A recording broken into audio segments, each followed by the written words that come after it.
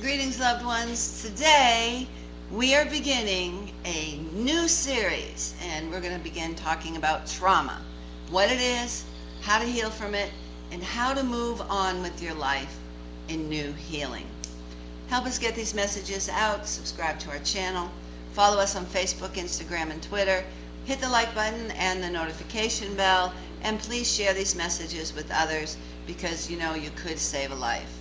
So we're going to start out with what is trauma and complex trauma.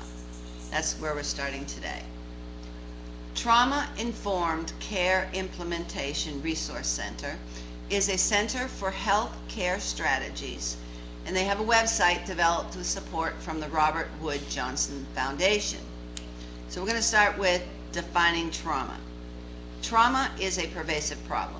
It results from exposure to an incident or series of events that are emotionally disturbing or life-threatening with lasting adverse effects on the individual's functioning and mental, physical, social, emotional, and or spiritual well-being.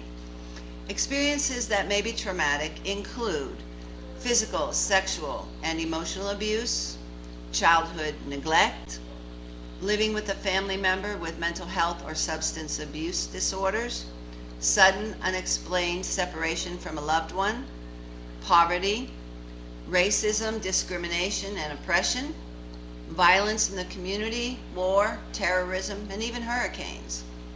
And although trauma can occur at any age, it has particularly debilitating long-term effects on children's developing brains. This is often referred to as adverse childhood experiences, or ACEs. This is exposure to these experiences is common across all sectors of society. 62% of U.S. adults have at least one ACE. 25% of U.S. adults have 3 or more ACEs. However, research has shown that the risk for ACEs is particularly elevated with certain populations such as people who identified as Black, Hispanic, or multiracial, people with less than a high school education, people with low income or who were unemployed or unable to work, and people who identified as gay, lesbian, or bisexual. So what are the effects of trauma on your health? The Landmark ACE study and the Philadelphia Urban ACE study, these are 2 different studies, they reveal that the more a child is exposed to stressful and potentially traumatic experiences, the greater his or her risk for chronic health conditions and health risk behaviors. Traumatic events can have deleterious effects on health at any age. So what are the long-term effects of trauma on your health? The original ACE study asked people to indicate the number of traumatic events they had experienced prior to age 18 and provided them with a corresponding ACE score.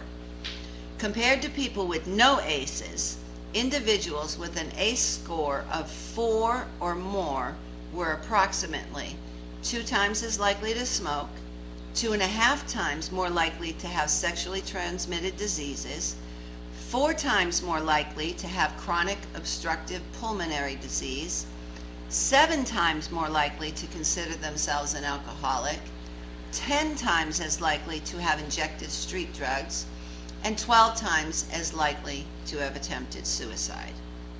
So what is the relationship between trauma and health risk behavior?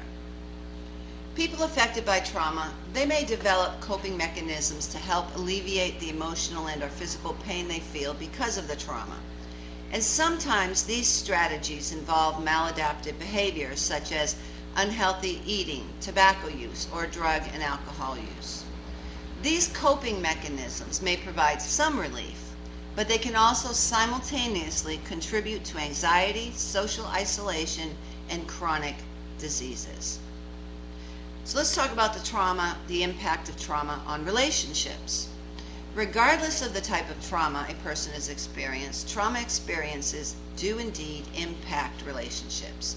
This includes, but is not limited to, relationships between people, communities, and the delivery systems that support individuals' health and social needs. When a person experiences trauma, he or she may feel unsafe, betrayed, and they may have difficulty trusting others. And this can lead to heightened emotions such as anger or aggression, or a tendency towards shame, numbing, and or isolation. Within the context of healthcare, this can negatively impact the bond between a patient and their provider, and thus a patient's engagement in their own care.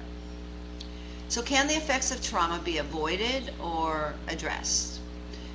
Protective factors such as supportive relationships with family members, a teacher, or others in the community can help shield individuals from the effects of trauma and help them build resilience to help overcome adversity and confront challenges. Trauma-informed approaches to care, including relational healing and trauma-specific treatments, can help patients begin processing their experiences in a healthy way. So remember, an ACE is an adverse childhood experience. With 62% of U.S. adults having at least one ACE and 25% of U.S. adults having 3 or more ACEs, the question is not if you will encounter a victim of violence. The question before God is, what will you do when you do encounter them? You could be the person who saves a life. You are called, we are all called to be champions for justice. Those who suffer violence and those who suffer violence, they need to know that those who love them and those who don't even know them will step out and reach out to them to give them the help they need before it's too late. If you are a victim of violence, I want you to know that you are loved, you are valued, you are intelligent, and yes, you are worthy. God does not want you to suffer violence. He wants you to live free from violence in peace and tranquility. I want you to know there is a way out of your suffering, and you are not alone. It's not your fault. Abuse is not love. If you're a victim of violence, please reach out to someone today. If you find yourself in a dangerous situation, call 911 for help. And if you know of a senior or a person suffering from violence, tell the authorities. In our next episode, we will talk about the science of trauma. Until then, God bless you.